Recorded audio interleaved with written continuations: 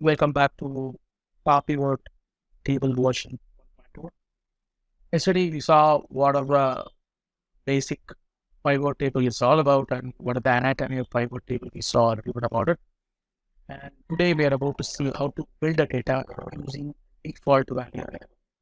So I'll give you the first two options of what is a pivot table and how to explain the pivot table is all about. And we are about to see how to create a pivot table. So when I want to create a pivot table right now, so I need to have a data to do that. And this is what the data that we can achieve without a pivot table. See that at the bottom of the screen, I have a sales representative and the region here. So I kept the regions on in a particular column and then sales reps in the rows and the values are coming in the middle.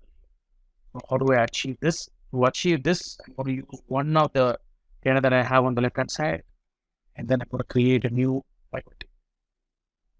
In our pivot table earlier introduction, I just gave you the keyboard shortcuts to create a pivot table. This time I'm not going to use that. Instead, I'm going to use the insert tab to create it. Or I can use any one of the keyboard shortcuts if I wanted to, but again, I'm going to use an insert tab to build it.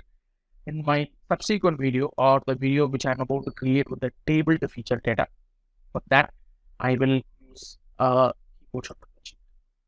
So how I'm going to use a clear insert button. So I will place the cursor in any one of the data. We all know the rules of pivot table already. So we're going to just go back to the insert. And then in the insert tab, I'm going to just create a pivot. When I go for a pivot table, I have a lot of options coming up here. I have from table and a range, and I have an external data source. I have a data model, and I can even take the data from a Power BI data set, create a pivot table right now. And this is a different version altogether. What version I'm using at the moment is the version is called Office 365 Apps for Enterprises. That's the version that I'm using here. So the screen will be a little different when you're using 2013 version or if you're using 16 version and so on. So after 19, 21 and the other versions, you can see these components one by one. Table, range, external data sources, and Power BI data sets for you. So now I'm placing the cursor here and I'm going to create. This is not a table range, it's a normal range. So I'm going to just come back here and click from the table and array. Then it selects the whole data for me. So probably the data should get from first list. So this is the data one for me. Generally, when you create a pivot table, we will create a pivot table in the new sheet. That is the general way of doing it so that we can keep the data better. If you see this particular pivot table right now, so I have a range selected on top. This is the anatomy to build the pivot table, and then you can see where you want to build this pivot table, and you can also add one more component here called adding the data to the data model. We will see this data model option when we come back to Power Query options. So now I'm going to just simply create a pivot table here. I'm going to list here, and as I showed you earlier in the pivot table anatomy, so when I add a pivot table, it automatically creates a new sheet in front of my raw data. I can see a pivot table cache coming up on the left hand side, and I can see the pivot table views coming on the right. And on top, you'll see the pivot table analysis and the design. So what I am about to build right now is I'm going to build a logic here called, I'm going to create a small list table. I'm going to keep the data like this. So I want to create a small pivot table here, and I want to visualize the data, how it's going to look like. So the general idea about this is to bring the data in this video format. This is what I'm trying to achieve in pivot table without using a formula. To achieve that, I'm going to come back to the sheet here, and I can check the boxes here or drag and drop the box. So I'll do the old type of data. If you want to see the classic pivot table, the classic pivot table will not look like this. To see a classic pivot table, I'll give a right click here.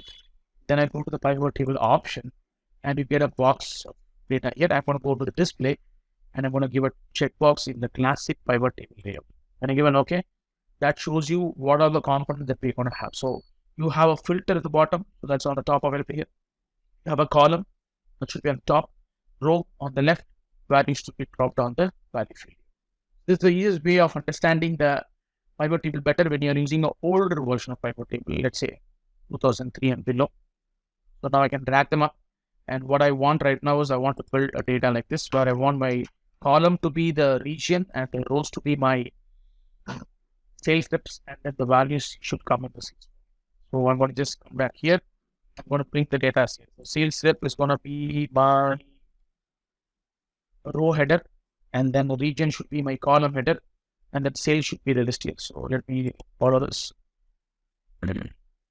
Sales rep should be in the row. So now when I normally give a tick mark at this point, the sales rep will automatically jump to the row here. And you can see that it is also coloring me. I've already gave a color for this particular sheet. So I will tell you how to build them up as we go forward.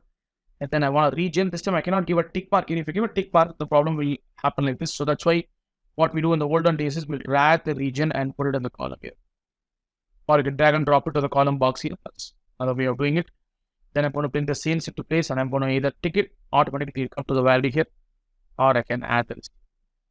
So now I got my complete data structure here, and you can see the literal data, whatever I see by data 1 that appears here. But again, you have a grand total coming at the last and the bottom, and you can see all of them. If you don't want them, this is where I'll use our next logic called design.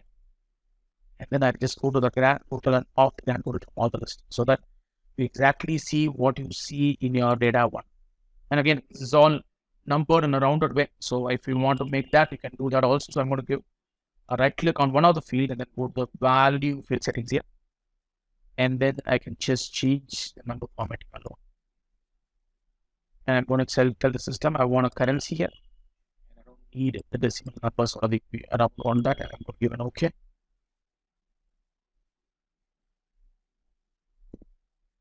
And then I'm going to say OK. So automatically you can see the whole data changed into the list here. I just did for one cell. That's why I'm using a value field settings here.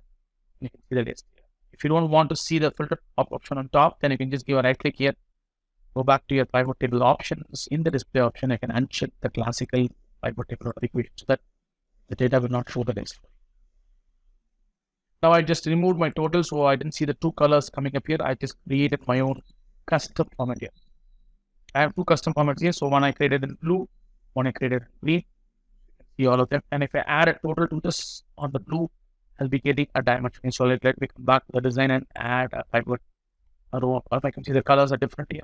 The colors are different. These are default, not they are created by me customizedly.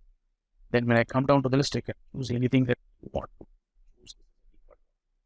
There are a lot of wonderful default component available. Just I try to build something simple here. So I'll show you how I'm going to build this dimension also. This is how we build our first pivot table. So I just showed you how to create a pivot table using an insert tab, and how do I draw this data to the list. And I created a cross tab data type. So I used 3 of the columns here. The cross tab data type.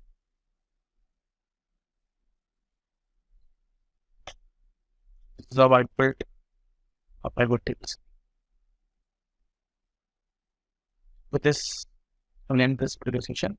When we come back to the next video, we'll see how to build a pivot table from scratch in an imaginary data, and how I'm going to use all these options. So I'll create until the 8th logic. So I'm going to use a keyboard shortcut to build a pivot table, and I'm going to drag and drop it. That's what I did right now. I'm going to redo it again. And then I showed you the formatting component also, and I showed you how to create a number format also. And I'll redo it again, not in a data that is already available, but I'm going to build the data and then redo all this process one more time. Let me show you how to do that. So let me catch up in the next video. I gave you how to create a first pivot table. Stay updated. Happy to.